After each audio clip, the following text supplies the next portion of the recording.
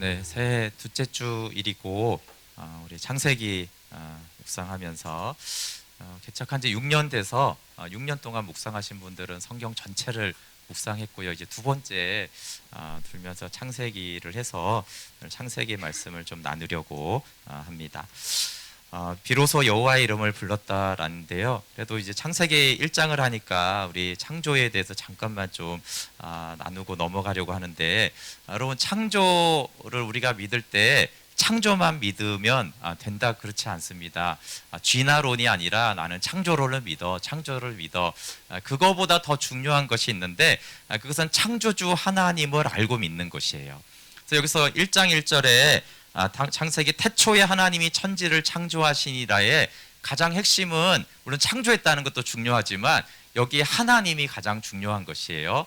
창조주 하나님, 그 하나님이 창조의 일을 하신 것이죠. 그러니까 물론 창조의 일을 하신 것도 중요하지만 창조주가 하나님이시다라고 선포하는 것이 더 중요합니다. 그래서 창조를 볼 때 우리가 창조가 이렇게 되었구나, 이것도 봐야 되지만 창조주 하나님이 나의 창조주이시구나 하는 것을 아는 것이 중요하죠. 그래서 시편에서 아주 중요하게 찬양하는 두 가지가 있는데, 그것은 하나님의 창조와 구원이에요. 우리 신앙은 대부분 하나님의 구원에 대한 감사가 있죠. 근데 시편에서는 의외로 하나님이 창조주이다라는 것에 대한 감사와 찬양이 굉장히 많아요. 그것은 창조주에 대한 찬양인 것이죠. 그래서 창조주를 찬양하는 것이 신앙이 아주 중요한데, 그것은 동시에 무엇을 말합니까? 내가 피조물이라는 것에 대한 영광이 있다는 거예요. 피조물은 비참한 게 아니라 창세기에 나오는 피조물은 복을 받은 영광스러운 존재예요. 동시에 그것은 내가 피조물인 게 기쁘다는 거예요. 내가 하나님이 창조한 피조물인 게 너무 기쁩니다. 이렇게 되면 어떻게 됩니까? 여러분, 그런 사람들은 사단에게 완벽한 승리를 거둡니다. 죄의 시작은 하나님처럼 되고자 하는, 즉 피조물의 자리를 떠나서 피조물이 나는 싫고 나는 창조주 그 하나님 자리가 되고 싶다라는 것이 죄의 시작이었기 때문에 그래요. 우리 그 앞에 3장 5절 말씀 한번 같이, 창세기 3장 5절 같이 읽어볼게요. 시작. 너희가 그것을 먹는 날에는 너희 눈이 밝아져 하나님과 같이 되어 선악을 알 줄 하나님이 아심이니라. 여러분, 역사가 반복되는 것보다 더 확실한 것은 진리와 성경의 역사가 반복이 된다는 거예요. 그래서 모든 죄는 지금도 하나님같이 되려는 교만에서부터 모든 죄는 시작이 됩니다. 그럼 그 모든 죄를 추적해서 근본으로 들어가면 하나님처럼 되고 싶은 거예요. 쉬운 말로 하면 그냥 인정받고 내가 원하는 대로 내가 다 하고 싶은 그 욕구에서부터 모든 죄가 시작이 돼요. 근데 이제 피조물임을 감사하고 피조물의 겸손을 가지잖아요. 그럼 사단은 그 사람을 미혹할 수가 없어요, 아예. 왜요? 아니, 피조물이 너무 기쁘고 감사한 사람에게 네가 하나님처럼 되고 싶지 않아? 그렇게 이제 미혹 자체가 불가능한 것이죠. 그래서 100% 영적 싸움에서 승리하는 자가 누구냐 하면, 나는 피조물, 하나님의 피조물인 것이 너무 기쁩니다. 이것으로 나는 만족하고 감사합니다. 그런 사람이 영적인 승리를 반드시 거두게 돼 있어요. 또 하나, 이제 창조에 대한 믿음이 있으면 먹고 마시는 일로 염려하지 않습니다. 여러분, 이 땅의 동물과 새와 물고기가 번성하는 이유가 무엇입니까? 여러분, 대형마트에 가보시면 그 물고기를 얼마나 많이 잡아놨는지 몰라요. 그렇게 어마어마한 인간이 어마어마하게 잡아서 먹는데도 계속 바다에는 물고기가 번성하고 충만합니다. 왜 그러냐 하면 창조주 하나님이 그들에게 복을 주시고 기르시기 때문에 그래요. 이 창조에 복을 주시고 생육하고 번성하라는 말씀을 예수님이 마태복음 6장 26절에서 인용한 것이죠. 사실은 처음 하신 말이 아니에요. 창세기 얘기를 하고 있는 것이죠. 창조주 하나님을 믿느냐라는 얘기를 하는 것이에요. 우리 같이 한번 읽어볼게요. 시작. 공중의 새를 보라. 심지도 않고 거두지도 않고 창고에 모아들이지도 아니하되 너희 하늘 아버지께서 기르시나니 너희는 이것들보다 귀하지 아니하냐. 여러분, 하나님이 복을 주셔서 기르십니다. 이게 아니면 생각을 해보세요. 여러분, 너무 신기하지 않습니까? 지금 겨울이잖아요. 이 겨울에 산책만 하러 나가시면 하늘에서 새들이 있고 까치가 있고 참새가 있고 물 있는 데 가면 오리가 있고 그래요. 예. 하나님이 복을 주신 것이 아니면 참 이해가 안 돼요. 아니 이 겨울에 쟤네들은 뭐 먹고 살까? 그것도 한두 마리가 아니에요.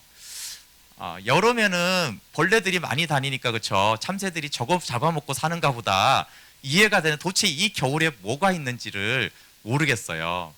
제가 농부는 아니지만 기계가 워낙 발달이 돼서 알곡을 별로 남기지도 않고 기계로 탈탈 다 털어갈 것 같은데 쟤네들은 뭘 먹고 사는지를 알 수가 없어요. 그런데 여러분 한두 마리가 사는 게 아니고요. 정말 떼거지로 삽니다. 우리 눈에 안 보이는 것까지 치면은 정말 무수한 생물들이 지금도 이 겨울에 잘 살고 있어요. 예수님이 그것을 말씀하시면서 이렇게 말하죠. 왜 무엇을 먹을까, 무엇을 입을까 염려하느냐. 우리가 이제 창조와 자연을 볼 때 대부분 크리스찬이 창조하신 이 자연이 아름답다라는 것에만 그치는 경우가 많아요. 하나 어떻게 이렇게 아름답게 지으셨을까? 또 오묘하게 지으셨다. 그 하나님을 찬양한다. 물론 이제 좋은 찬양이죠. 근데 그거보다 더 중요한 것은 그 창조와 나무와 새들과 꽃들을 보면서 사실은 더 중요한 것은 예수님이 나를 돌보시는 그 하나님을 아버지로 믿어야 된다라고 더 말씀하신 거예요. 근데 우리는 이제 그 창조의 아름다움을 찬양하면서 먹고 살 거를 걱정하는 거예요. 그럼 그 아름다움이 무슨 의미가 있습니까? 나를 돌보지 않는 하나님인데, 이 우주 만물을 창조하신 하나님은 믿는데 나를 돌보시고 기르시는 하나님을 내가 믿지 않는데 또 그거는 무슨 의미가 있겠어요? 그래서 창조가 아름답고 우주는 정말 신비하다, 동물의 세계를 볼 때마다 신기하다보다 더 중요한 것은 그 하나님이 그 신기하게 이 땅을 창조하시고 모든 동물을 창조하시고 기르시는 그 하나님이 바로 나의 하늘 아버지라는 것을 믿으라고 예수님이 말씀하신 것이에요. 그래서 우리는 나무나 산이나 해와 달과 별들, 저 새들과 심지어 이 겨울에 불쌍하지만 고양이들을 볼 때마다 하나님이 저들을 기르시는구나. 그리고 너희는 이것들보다 귀하지 아니하냐라는 하나님의 말씀을 떠올려야 됩니다. 모든 창조물들에게 복을 주신 하늘 아버지께서 사랑하는 자녀들을 어떻게 대하겠습니까? 하나님이 그 동물들에게도 새들에게도 그 식물들에게도 하나님이 복을 주셨다라면 자기 아들을 아끼지 않고 우리 모든 사람을 위해서 내어주시니까 어찌 그 아들과 함께 모든 것을 주지 않겠어요? 그러면 여러분 염려와 불신에도 하나님이 아버지니까 공급하십니까? 그렇지는 않죠. 만약에 그렇다면 왜 염려하느냐, 왜 믿지 않느냐라고 말할 이유는 없잖아요. 그렇죠? 오직 그 하늘 아버지를, 창조주 하나님을 하늘 아버지로 내가 믿을 때 하나님의 공급이 있어요. 그래서 창조주 하나님을 나의 아버지로 믿을 때 하나님의 기르심을 경험하는데 여러분 성경의 기본적인 메시지는 그리스도와 영생이에요. 그렇지만 하늘의 복과 함께 땅의 것을 채워주시는 하나님을 경험해야 됩니다. 땅의 것을 공급하시는 하나님을 경험하는 것과 땅의 것을 구하는 것은 다른 것입니다. 땅의 것을 구하는 것은 육신적이지만 땅의 것을 공급하는 하나님을 경험하는 것은 창조주 하나님을 경험하는 것이에요. 그러니까 땅의 것을 공급받으라는 것이 땅의 것을 찾고 구하라는 것이 아니에요. 예수님이 이렇게 말씀하셨죠. 너희는 땅의 것을 구하지 말아라. 먼저 하나님의 나라와 의를 구하라. 그러면 경험은 뭘 해요? 땅의 것을 채워주시는 하나님을 경험한다고 그랬어요. 그래서 이 땅의 것을, 물질을 집착하고 탐심을 가지는 것을 금하셨지, 하나님은 이 땅에서 먹고 살고 입는 것을 주시는 하나님이라고 말씀하셨어요. 구하던데요? 아닙니다, 여러분. 조지 뮬러가 돈을 구했습니다. 왜 구했어요? 자기 먹고 입을 것을 구했습니까? 아니죠. 하나님 그 아들을 위해서 하나님 10억이 필요합니다. 자기 먹고 살 걸 구한 게 아니라 그 아들이 하나님을 알도록 하기 위해서 구체적으로 구했죠. 그러면 하나님이 그 10억을 주시면서 조지 뮬러가 먹고 입고 살 것도 주신 거예요. 그러니까 그런 구체적인 기도를 한 것도 하나님의 나라와 의를 먼저 구했을 때 조지 뮬러는 자기의 부와 명예와 권력을 위해서 구한 게 아니에요. 근데 당연히 조지 뮬러도 먹고 살았죠. 그렇죠? 왜냐하면 하나님이 더하여 주시는 하나님이시기 때문에 그래요. 그래서 창조주 하나님은 우리가 땅의 것을 구해서 경험하는 하나님이 아니라 하나님의 영광과 그 나라를 구할 때 덤으로 주시는, 더하여 주시는, 그럼에도 불구하고 이것이 나의 노력이 아니라 하나님으로부터 왔다라는 것을 알게 하시도록 채우시는 하나님을 경험해야 됩니다. 근데 아주 이제 중요한 것이 있어요. 근데 그러면 어떤 믿음이, 이런 믿음이 있느냐? 사람들은요, 어마어마한 믿음이 있어야지 막 물질이 채워지고 나를 돌보시는 하나님을 경험하는 줄 알아요. 근데 예수님이 말씀하신 건 이거예요. 하나님이 보시기에 내가 저 새들보다, 저 덜풀보다 귀하다. 예수님이 그랬잖아요. 저 공중에 나는 새를 봐라. 저 들에 핀, 이게 백합화입니다. 백합화를 봐라. 너희는 이것들보다 귀하지 아니하냐, 이렇게 말씀하셨어요. 근데 왜 염려를 하느냐? 그러니까 염려하는 이 불신의 믿음은 어떤 믿음이 없어서 그래요? 내가 저 새들보다 하나님 보시기에 귀한지를 안 믿는 거예요.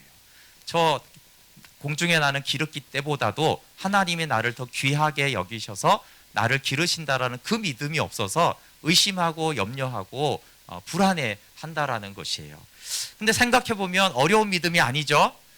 여러분, 저 밖에서 나르는 기러기가 더 중요하다고 생각하세요? 아니면 하나님 나를 더 귀하게 여기신다고 생각하세요? 네, 그 생각을 넘어서 믿어야 돼요. 믿으면 이제 염려가 사라지죠. 그래서 새해가 시작이 되었는데 창조주 하나님을 신뢰하고 피조물과 자녀됨의 영광을 우리가 기뻐하면 좋겠어요. 여러분, 뉴스만 틀어보면 불안정한 경제, 국제 정세 매우 불안하죠. 미래는 알 수가 없습니다. 인공지능, 로봇, 생물, 과학 알 수가 없죠. 이 미래가 어떻게 될지는 미래학자들도 알 수가 없을 만큼 변화가 엄청난 시대를 살고 있어요. 근데 여러분, 그럼에도 불구하고 그 변화를 우리가 민감하게 알아야 되지만 그 모든 것이 창조주 하나님 안에 있습니다. 아무리 지지고 볶아야지 우주를 새로 만들 것도 아니고, 그렇죠? 어떻게 창조의 범위와 그 권능과 하나님의 통치를 벗어난 개혁과 변화는, 혁명은 일어날 수가 없기 때문에 창조주 하나님을 믿어야 돼요.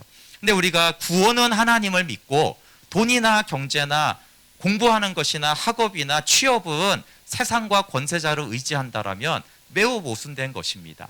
그것은 구원자 하나님은 믿지만 창조주 하나님을 믿지 않는 것이기 때문에 그 돌보심을 받을 수가 없습니다. 공부는 열심히 해야 돼요. 근데 안타깝게도 10년 후에 사라질 직업이 거의 대부분이고, 지금 공부하는 아이들은 그 없어질 직업을 위해서 거의 공부하고 있어요. 그러니까 그 공부가 결국 내 미래를 채워주지 않습니다.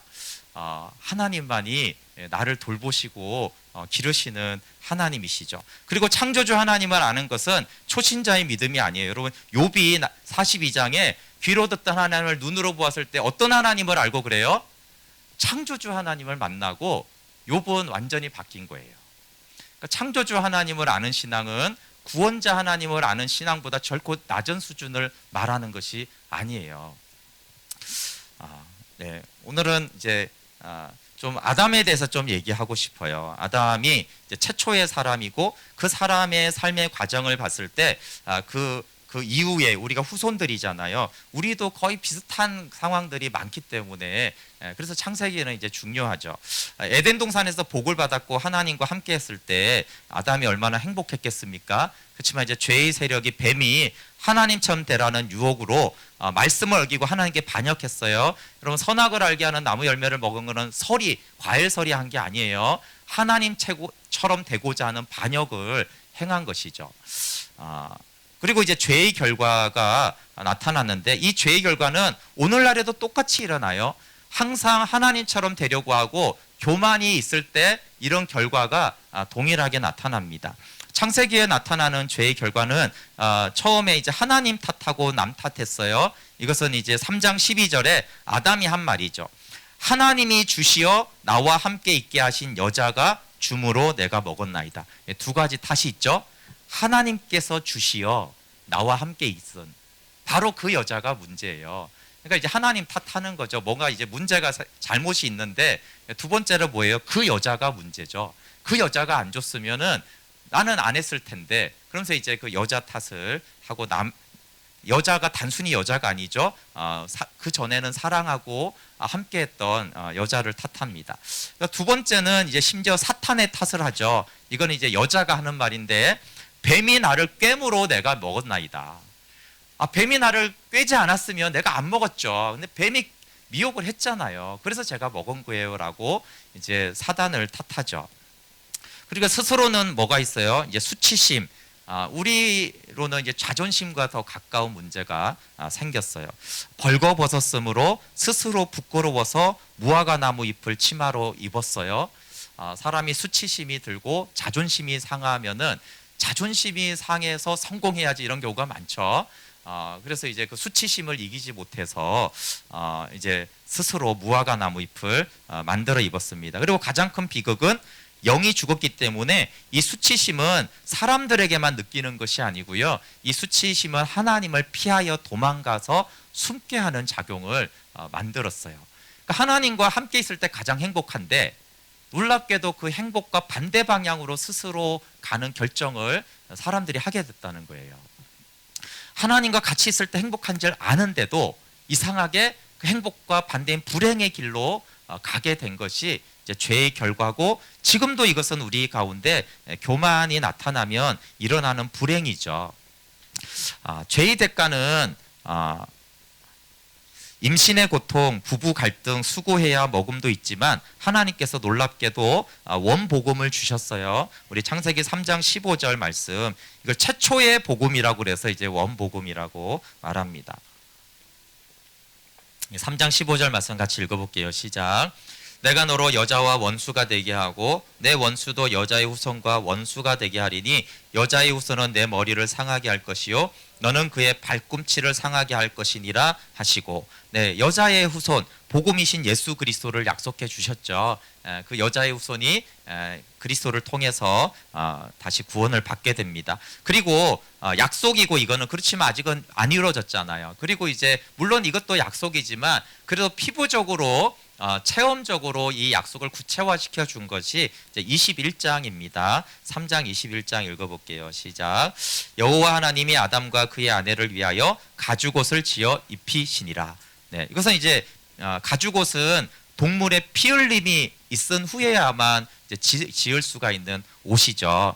예수님의 대속, 예수님의 피 흘림을 통해서 우리에게 의의 옷을 입혀주신 것, 그리스도로 옷 입었느니라라는 이 복음에 대해서 말씀하신 것이에요. 그래서 비록 이제 타락은 했고 고통은 왔지만 하나님이 이 원복음을 주셨고, 그것이 이제 소망을 싹튼 시기가 언제냐 하면은 아들을 낳았을 때죠. 여자의 후손과 가죽옷을 입혀준 복음이 이제 아담에게 이제 믿었다라는 것을 어떻게 알 수 있냐면은 그 여자를 하와라고 불렀어요. 그러니까 처음부터 하와가 아니라 처음에는 여자였어요. 남자와 여자였어요. 그런데 그 여자를 이제는 하와라고 부르기 시작했어요. 하와라는 뜻은 생명이라는 뜻입니다. 그러니까 성경에서 가장 중요한 단어 중에 하나가 생명이죠. 근데 이제 아담이 이 하나님 말씀을 이해하고 받아들였기 때문에 그 전에는 뭐라고 그랬어요? 이 왼수 같은 여자가 됐거든요. 근데 그 여자를 이제 넌 생명이다 이렇게 불렀으니까 이제 아담이 기본적으로 이 복음을 이해하고 받아들였다고 믿었다는 것을 알 수가 있어요. 그렇지만 이제 에덴 동산에서 쫓겨났고 하와와 동침해서 아들을 낳았습니다. 우리 4장 1절 말씀 한번 같이 읽어볼게요. 시작.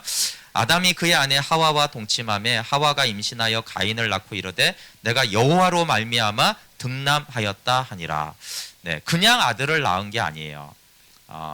최초니까 모든 것이 신기했을 것 같아요. 임신을 해가지고 그쵸, 배가 이렇게 불룩 나오는 것도 굉장히 신기했을 것이고, 아들을 낳은 것도 신기했을 것이고, 이 모성애도 굉장히 신기했겠죠. 그런데 그런 그냥 등남을 얘기하는 것이 아니라 여호와로 말미암아예요. 그러니까 이 아들을 낳은 것이 여호와로 말미암은 아들이니까 단순히 어떤 인간적인 아들만을 넘어서는 의미 부여를 한 것이에요. 그 가인이라는 뜻은 획덕이라는 뜻인데, 그러니까 이 하와는 아마 이 가인을 여자의 후손으로 기대했을 가능성이 높은 것 같아요. 여호와께서 주신 여자의 후손이잖아요. 그러니까 기대가 굉장히 컸겠죠. 그런데 기대가 큰 만큼 가인에 대한 절망이 컸습니다. 우리 4장 2절을 한번 같이 읽어볼게요. 4장 2절 시작. 그가 또 가인의 아우 아벨을 낳았는데 아벨은 양치는 자였고 가인은 농사하는 자였더라. 네, 둘째 아들 아벨의 뜻은 먼지, 헛됨 이런 뜻입니다. 첫째 아들은 얻었다. 이게 기쁨인데 둘째 아들은 헛되다 이랬어요. 그럼 처음 태어난 아벨이 아기가 헛된 게 아니겠죠. 첫째 아들을 키우면서 처음엔 여호와로 말미암아 득남하였다. 막 아들을 키우면서 아들이 이쁘잖아요, 그렇죠? 아기 때. 근데 이걸 키워 보니까 이놈의 자식이 헛된 거예요. 이거 헛되구나. 이 먼지구나. 아들이 있는데 아들이 없는 것과 같은 그런 거죠. 그래서 이제 절망을 했다는 것을 알 수 있어요. 이미 아벨을 낳을 때쯤에 이미 이제 절망을 한 것이죠. 그러다가 이제 컸는데 가인이 영적인 시기심 때문에 동생 아벨을 우리 들로 가자라고 해서 불러내어서 그를 쳐 죽입니다. 그럼 우리가 아담과 하와를 생각할 때 우리는 보통 가장 끔찍한 날을 선악을 알게 하는 나무 열매를 먹고 타락한 날이라고 생각해요. 물론 진리적인 입장에서는 그 타락한 날이 가장 비참한 날이에요. 근데 아담과 하와에게 피부적으로 느끼는 가장 비참한 날은 아마 이 아벨이 죽은 날일 거예요. 그것도 형 가인에게 죽임당한 날이겠죠. 여러분, 건강하던 자식, 그 절망을 그나마 소망으로 기쁘게 해주던 효자 아벨이 오늘 갑자기 건강하다가 죽었을 때 그 부모는 어떻게 되겠습니까? 그것이 죽인 자가 형이라면, 이때 하나님이 네가 이것을 먹는 날에는 정령 죽으리라는 말을 사실 이날 그거는 아주 비참하게 절실하게 온 마음과 삶으로 깨달았을 거예요. 왜냐하면 하나님이 너가 이것을 먹는 날에는 정령 죽으리라 그랬는데 그때는 죽음이 없었잖아요. 어떤 거하고 비슷하냐면 예수님을 안 믿으면 지옥 간다라고 얘기하면 지금 우리 어떻게 느껴요? 지옥에 가본 사람 계세요? 가본 적이 없기 때문에 그 지옥이 추상적이죠. 물론 그 지옥이 매우 나쁠 거라는 생각은 함에도 불구하고 그 지옥의 고통은 절실하지 않아요. 지옥에 간 사람만큼은. 그러니까 이제 아담에게 네가 이걸 먹는 날에는 정령 죽으리라라고 했는데 죽어본 적도 없고 죽음을 본 적이 없잖아요. 자기도 안 죽었지만 남도 죽은 적이 그걸 본 적이 없기 때문에 이 죽으리라는 이 말씀은 사실 굉장히 심각한 말인데도 불구하고 아담 입장에서는 이게 그렇게까지 심각할 줄은 몰랐을 거예요. 근데 이 아벨이 죽었어요.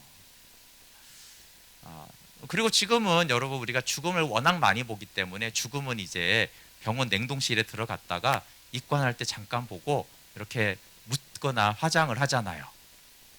근데 아마 첫 죽음은 그러지 않았을 거예요. 죽음이 뭔지 모르니까, 시체가 썩는 걸 본 적이 없으니까 아마 그냥 어쩌면 일어날 거라고 생각했을지도 모르고, 그렇죠? 자다가 일어나겠지 그랬을지도 모르고, 어쨌거나 그런 과정을 통해서 아이를 아마 매장하지 않았겠죠. 그 사랑하는 아들 어떻게 땅에 묻겠어요? 아마 놔뒀다가 부패하고 썩고 냄새나고 벌레가 생기고 그런 것들을 보다가 도저히 안 되겠어서 묻었는지는 모르지만, 그러니까 첫 죽음은 오히려 우리들보다도 아담과 하와는 더 리얼하게 경험한 거죠. 우리는 죽음이 워낙 많기 때문에 죽음은 어떻게 해야 된다라는 것이 있지만, 첫사람 아담과 하와는 아들의 죽음인데다가 형이 죽인 데다가 이 죽음의 실제를 몰라서 오히려 그 부패와 썩어감을 온전히 목격하면서 그 사랑하는 아들이 벌레로 뒤덮이는 그런 것들을 볼 때 그 죽음이 얼마나 처참한지를 알면서 정령 죽으리라라는 말이 얼마나 그때서야 뼈 아프게 들어오고 그 얼마나 비참한 날을 그들이 보냈겠습니까? 그래서 그 아벨의 죽음을 통해서 아담과 하와도 그날 같이 죽은 것이죠. 그 끔찍한 일을 통해서 이제 맨정신인 부모가 어디 있겠습니까? 그러니까 당연히 깊은 무덤에 들어간 것이죠. 그리고 그 깊은 무덤에서 정령 죽으리라는 말씀과 함께 무엇을 깊이 보게 되냐면 가죽옷을 깊이 보게 된 것이죠. 가죽옷은 하나님이 피 흘림, 즉 죽음을 통해서 만들어 주신 옷이에요. 근데 그걸 받았을 때도 그 의미를 잘 몰랐을 거예요. 이제 피 흘림이 뭘까? 네, 근데 아벨의 피를 통해서 피 흘림이 뭔지를 알게 되었죠. 죽음이 무엇인지를 알게 되면서 그럼 도대체 이 피 흘림을 통해서 주어진 이 가죽옷은 무엇인가? 물론 처음에 들었을 때 그것을 믿었는데 그 가죽에서 실제는 아벨의 피를 통해서 깊이 묵상하게 되었겠죠. 그래서 아담과 하와에게는 이 깊은 절망의 무덤에서 동시에 이 가죽옷과 하나님이 말씀하신 이 십자가의 의미를 그 고난에 참여함을 그때서야 알게 된 것이죠.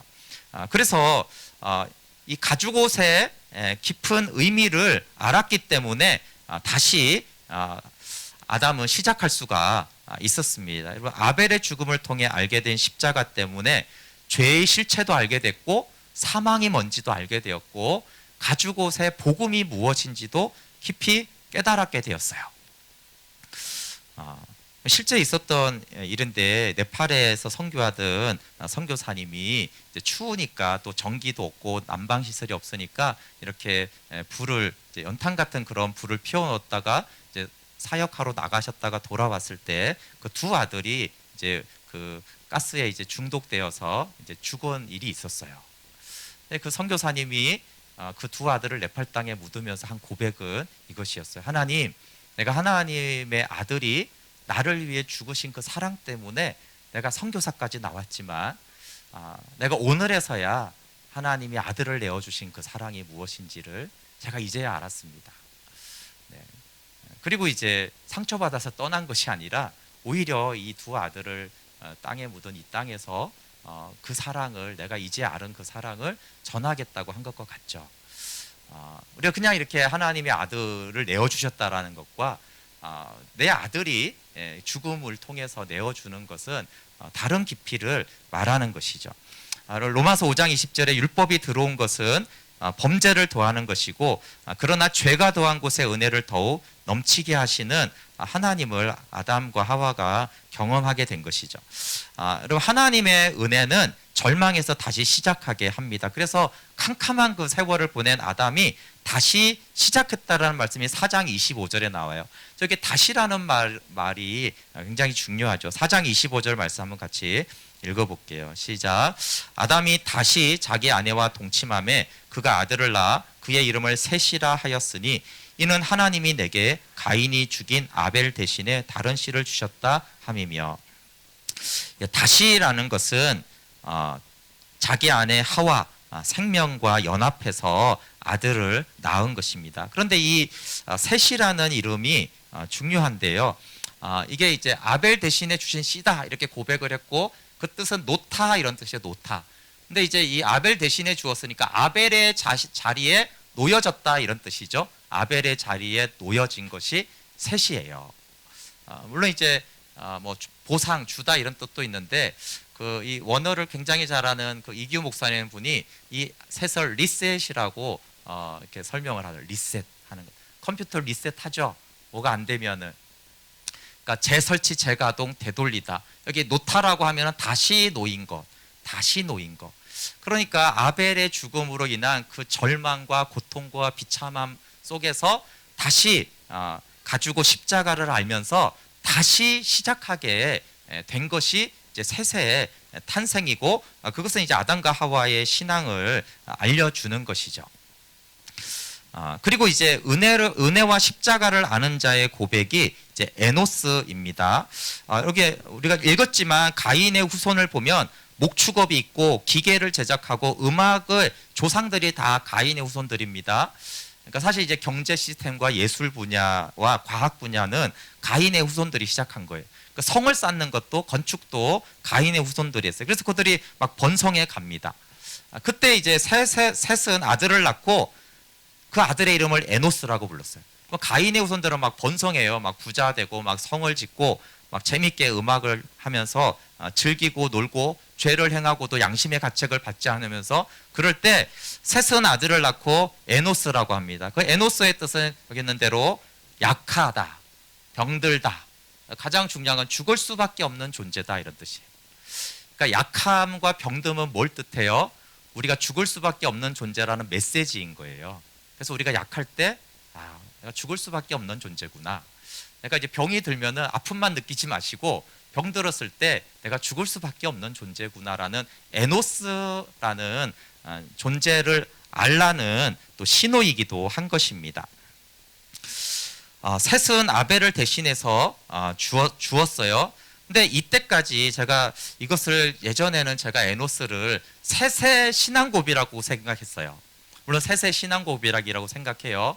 근데 더 이번에 묵상할 때 이게 아담의 신앙고백이구나. 왜 아담만큼 죽음을 경험한 사람은 없거든요. 사실 이때까지는 유일하게 죽은 사람이 아벨이에요. 이때까지. 그러면 유일하게 죽음을 목도한 것은 아담과 하와밖에 없죠. 셋은 죽음을 경험하지 못했어요. 그 이전에 죽음이 있었으니까. 그러니까 사실 셋은 죽음이 절절하지 않고 아담과 하와가 인간이 죽을 수밖에 없는 존재를 알았고, 그러면 이제 셋은 왜 그 믿음을 가졌을까요? 셋은 아벨을 대신해서 준 아들이잖아요.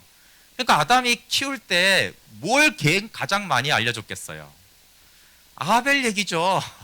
셋한테는 낮이나 밤이나 아벨 얘기해 준 거예요. 너는 아벨을 대신해서 준 씨야. 그러니까 아벨의 믿음, 아벨의 제사, 아벨의 그 헌신, 그리고 아벨의 죽음에 대해서, 피 흘림에 대해서 셋에게 얼마나 많이 말했겠어요. 그러니까 이제 간접적으로 셋도 죽을 수밖에 없는 존재구나. 근데 그 믿음은 아담과 하와에게서 온 것이죠. 그러니까 이 에노스라는 고백은 아담과 하와에게 더 절절한 고백인 것이죠. 그러니까 아담이 늘 하나님에게 이렇게 고백하는 거예요. 하나님, 저는 죽을 수밖에 없는 존재입니다. 저는 약한 자입니다. 그것을 고백하는 거죠. 근데 그때 에노스라는 말과 함께 동일한 의미가 뭐예요? 그때 사람들이 비로소 여호와 이름을 불렀다. 네, 우리 4장 26절 다시 한번 좀 읽어보기에 가장 중요한 구절이니까요. 4장 26절 시작. 셋도 아들을 낳고 그의 이름을 에노스라 하였으며 그때 사람들이 비로소 여호와 이름을 불렀더라. 선악을 알아서 하나님과 같이 되려던 자가 병들고 약하고 죽을 수밖에 없는 존재입니다라고 했어요. 교만으로 달려가던 그 과거와는 달리 가인을 통해서 하나님 앞에서 자신들이 가인임을 알았을 거예요. 가인의 죄는 큰 죄죠. 근데 아담이 저 가인의 죄가 크다라고만 생각했을까요? 아니면 그 가인의 죄를 통해서 자기의 죄를 봤을까요? 사실 자기가 선악을 알게 하는 나무 열매를 먹은 사건이 바로 가인의 죄와 똑같다라는 것을 아담은 알게 되었을 거예요. 그럼 고통과 낙심과 스스로의 정죄는 끔찍했을까? 한번 생각을 해보세요. 자신들이 범죄하지 않았다면이라고 얼마나 후회했을까요? 가인을 말씀으로 잘 양육하지 못한 죄책감이 얼마나 클까요? 그들의 그 부정성이 흘러간 것에 대해 얼마나 자책이 있었을까요? 그리고 가인이 동생을 죽였을 때 그 가인이 자식임에도 불구하고 아담과 하와가 가인을 품에 안았을까요? 못 품었을 것 같은데 왜 그러냐면 가인이 떠난 것을 보면 그래요.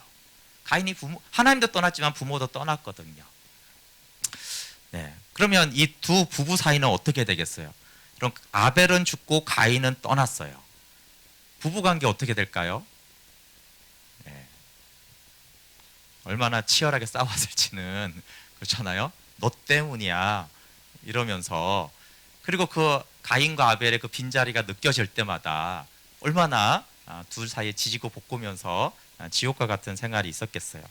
그래서 그 낙심과 죄책과 고통을 통해서 비로소 자신들의 약함과 죽을 수밖에 없는 존재임을 알았습니다. 그때 사람들이 비로소 여호와 이름을 불렀다고 그래요. 특히 그 안에 아담과 하와가 그랬겠죠. 여자의 후손에 대한 약속을 받고 가죽옷을 입은 후에 여러분 그 여호와의 이름을 부르지 않았어요. 타락한 그날 이미 하나님은 여자의 후손과 가죽옷을 입혀주고 복음을 주셨는데 그 복음을 받고 믿은 그날에 아담과 하와는 여호와의 이름을 부르지 않았어요. 아담 편에서는 하나님과 자신을 아는데 235년이 무려 걸렸어요. 여러분 여호와 이름을 부른다는 것은 단순히 이렇게 그런 걸 말하는 건 아니죠. 성경에서는 진짜와 진리만을 말하기 때문에 그래요. 그래서 여호와 이름을 부른다는 건 예배한다는 뜻이고, 예배하다의 가장 기본적인 뜻은 경배하다입니다. 예배와 경배는 똑같은 단어예요. 경배는 엎드려 절하다라는 뜻이잖아요. 노예가 주인의 발 앞에 엎드려 절하는 것이 경배의 뜻이에요. 그러면 경배는 무슨 뜻이에요? 복종을 말하는 것이죠. 우리가 오랫동안 아는 복종하여 아들 안에 거하는, 하나님의 말씀에 복종하여 하나님 안에 거하는 것이 이때 된 거예요.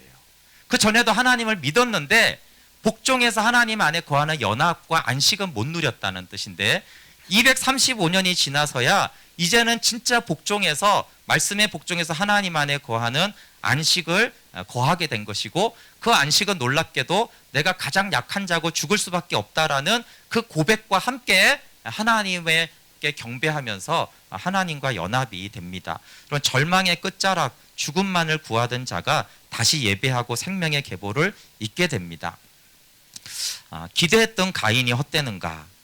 역사는 반복이 된다고 했잖아요. 가인이 얼마나 소망과 행복과 기대감을 주었을까요?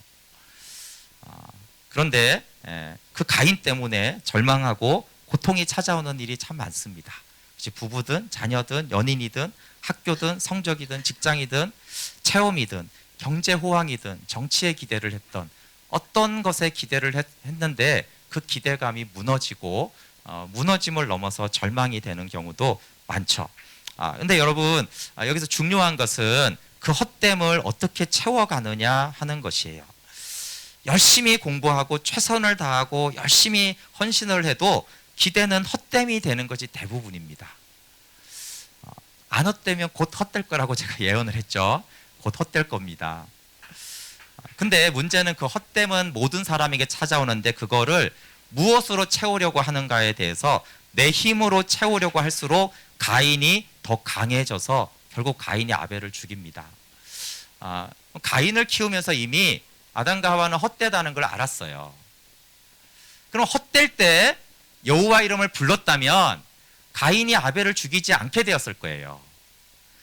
근데 이 가인이 헛되다는 건 뭐예요? 쉽게 말해서 반항하고 나쁜 짓 하고 괴롭히고 부모 속이고 이랬을 거 아니에요, 그렇죠? 그랬을 때 하나님께 경배했어야 되는데, 비로소 여호와 이름을 불렀다라면 하나님이 그 가인을 돌봐주셨을 텐데, 그가 가인을 자기 힘과 지혜와 능력으로 하려고 한 거잖아요, 그렇죠? 그러니까 그 헛됨을 자신의 힘으로 메꾸려고 했을 때 결국은 가인은 더 가인이 되어서 결국은 아벨을 죽이는 데까지 간 거예요. 그래서 이 창세기 말씀이 알려주는 것이 뭐냐 하면, 여러분, 헛됨과 절망의 것은 내가 에노스입니다라는 것을 인정할 때 그 절망은 끝이 와요. 그러지 않고 이 가인, 이 헛됨을 노력하고 채우려고 하면은 헛됨 정도가 아니라 아주 깊은 절망에 빠진다라는 것을 알려주는 것이죠. 그래서 이 비로소로라는 단어는 성경에 나올 때 굉장히 중요한, 비로소가 뭐예요? 그 전에는 몰랐나요? 하나님 계신 거 알았고, 복음 주신 거 알았고, 야, 이 인간이 죄인이구나 알았고, 야, 이 사랑스러운 아들이 헛되구나, 이런 걸 다 알았어요. 그럼에도 불구하고 비로소가 안 된 거예요. 비로소는 사실 절절한 어떤 것을 지나서야 비로소라가 되거든요. 그러니까 그렇게 추상적으로 알던 그것들을, 비로소라는 단어는 이제 아담과 하와에게는 너무나 절절한 그 온 마음이 거기서 동의되면서 이제는 비로소 하나님, 내가 에노스이고 나는 여호와의 이름을 부릅니다 라고 한 것이죠. 그래서 아담에게는 에노스가 되는데 235년이 걸렸어요. 에노스라는 중심의 고백, 내가 에노스라는 인식은 쉽지가 않아요. 이건 똑같습니다, 여러분. 내가 죄인 중에 괴수입니다는 이렇게 예배 시간에는 이해할 수 있는데, 내가 항상 죄인 중에 괴수라는 인식으로 사는 것은 매우 어렵습니다. 예배 때 그렇게 고백했다가도 집에 가거나 회사 가면 죄인은 온데간데 없고 내가 의롭죠. 그러니까 이제 여기서 에노스라는 고백은 항상 에노스인 거예요. 항상. 회사 가도 직장 가도 길거리에서 나는 에노스야, 나는 죽을 수밖에 없는 존재야라는 그 고백을 하는데, 복음을 처음 들은 날부터 235년이 걸렸다는 거예요. 그리고 하나님의 은혜로 다시 시작해서 셋을 낳은 날부터도 105년이 걸렸어요. 105년 동안 절망과 은혜를 왔다 갔다 하고 하면서 나는 에노스입니다 라고 한 것이죠. 내가 약하고 죽을 수밖에 없고 티끌이고 헛것임을 아는 것이죠. 근데 여러분, 근데 우리가 에노스라고 고백할 때 오히려 교만도 없어지지만 상처도 없어집니다. 에노스는 없음이라는 것 뜻인데, 없는 자가 상처가 있지가 않잖아요. 없으니까 자랑할 것도 없고 비굴한 것도 없습니다. 그리고 약한 자가 할 수 있는 가장 강력한 일을 하게 된 거예요. 그건 여호와를 경배하는 거예요. 약한 자가 강하게 되는 가장 유일한 비결은 하나님께 경배하는 것이죠. 죄인이 의로워지는, 죽을 수밖에 없는 자가 영생을 하는 유일한 비결입니다. 여기 헛됨을 내 인생으로 찾고, 이게 잘 안 보일 것 같아요. 이게 웅덩이고 낚시고 물고기예요. 근데 이렇게 물고기를 담을 그릇은 이렇게 어마어마하게 크게 준비하는 것이 헛된 기대를 말하는 것이죠. 근데 이제 이런 경우가 많죠. 예. 비로소 여호와의 이름을 부른 열매가 행복이에요. 여러분, 나는 에노스입니다와 비로소 여호와의 이름을 부르는 건 같은 뜻이에요. 근데 이제 생명이 시작이 됩니다. 예, 제가 안 넘겼네요. 여기 아담의 이제 일생을 보고 마무리하려고 하는데, 아담의 인생과 신앙의 여정을 보면은 에덴에서 하나님과 함께한 게 이제 한 살이겠죠. 네, 그 타락하고 고통이 있었어요. 그리고 이제 2살부터 100세까지 잘 알 수 없지만 가인과 아벨을 낳았고, 가인이 아벨을 죽이고 떠났어요. 그리고 130세 때 셋을 낳고 이제 십자가를 알아가는, 십자가의 고난에 참여하는 신앙생활을 다시 시작하게 됩니다. 그 235세의 손자 에노스를 보고 오늘 본문에 나는 에노스입니다 라고 하고 비로소 여호와의 이름을 부르며 경배하고 복종하여 안식에 들어가요. 그런 다음에 622세 때 7대 손이 에녹일 때 622살이에요. 그러니까 에녹이 승천한 것은 아담이 죽고 난 후 570년 후예요. 그러니까 아담이 에녹을 한 240년 가까이 이제 본 것이죠. 에녹은 심판을 전하며 하나님과 300년간 동행하고 하나님께 부름받은 사람이에요. 그렇죠? 그리고 이제 687세에 8대선 무드셀라를 보고 874세에 라멕을 보고 30세에 10대손 노아는 보지 못합니다. 노아 탄생 69년 전에 이제 죽어요. 그런데 이제 이 130세가 이제 어떤 변화의 기점일 수도 있고요. 셋을 낳고 다시 시작했으니까. 그런데 사실은 연합으로 들어가는 신앙생활은 230에 에노스, 나는 에노스입니다. 비로소 여호와 이름을 부른 다음에 그것이 계속 이어졌다는 걸 볼 수 있는 것은 이런 에녹과 무드셀라 같은 이 후손들을 보면, 특히 에녹과 같은 믿음의 사람이 왜 나왔겠어요, 그렇죠? 예. 그때부터 비로소 여호와의 이름을 부르던 이 믿음이 전수가 된 것이고, 아담이 에녹의 믿음을 보면서 뭘 느꼈을까요? 더 중요한 것은 비참했던 아담의 노년일 것 같은데, 후손들이 그리스도를 증거하고 심판을 증거하는 선지자들이 됐어요. 그래서 에녹이 선지자라고 그랬잖아요, 그렇죠? 그리스도를 증거하는 선지자들이 나왔다는 거예요. 그러면 이 그리스도를 이제 아담이 알고 후손들이 그리스도를 증거할 때 아담이 같이 있었으니까 아담이 무엇을 생각했겠어요? 아담이 타락으로 인한 그 모든 엄청난 죄의 열매들을 목도해 가면서, 근데 그 모든 것들을 다 뒤엎고도 남는 분이 그리스도잖아요. 생명과 영광으로 채울 분이 그리스도잖아요. 죄를 들어오게 한 거의 본인이에요. 그래서 막 라멕이 살인하고 뭐 그런 거 다 이제 알게 되잖아요. 근데 죄가 더한 곳에 더욱 은혜를 넘치게 하는 그리스도가 그때 이후로부터 자신에게, 후손들에게 계시가 되고 그리스도를 알아가는 거예요. 그럼 여러분, 그리스도를 안다라는 건 무슨 뜻입니까? 죄가 아무리 관영해도 이 관영한 죄보다 더 넘치는 은혜와 생명으로 채울 그리스도를 알아갔다는 뜻이에요. 그러면 아담은 더 이상 불행하지가 않죠. 그래서 그리스도를 더 알아갔던 깨져서 나오네요. 235년의 긴 세월 후에 나는 에노스입니다라고 고백을 한 것이에요. 비로소 여호와를 경배한 것이죠. 그리고 235세부터 930세가 695년이에요. 695년 동안에는 안식과 공동체의 위로 속에서 아담은 행복한 삶을 살았습니다. 물론 그 죄들이 나올 때마다 죄를 들여온 자신에 대한 자책과 무게감이 있었겠죠. 그러나 그럴수록 더욱더 여자의 후손과 가죽옷과 그리스도를 증거하는 그 후손들을 통해서 그 하나님을 통해서 그리스도를 더 절실하게 알게 되고 그리스도가 내가 저지른 이 모든 죄와 그 결과들을 완전히 더욱더 합력해서 선을 이루시고 새롭게 하실 그 그리스도를 더 바라보게 된 것이죠. 그래서 나머지 세월에도 싸움이 있었겠죠. 그럼에도 불구하고 그리스도, 가죽옷, 여자의 후손에 대한 이 메시지가 더 오랜 기간 동안에 저는 235년 동안 아담이 복음을 듣고 연합에 들어가는데 235년이 그랬으면 우리 어쩌하라고 하는 것인가 그런 생각을 했지만 그래서 전 인생을 통해서는 훨씬 더 그리스도와 연합돼서 행복한 기간이 더 많은 거예요, 사실은.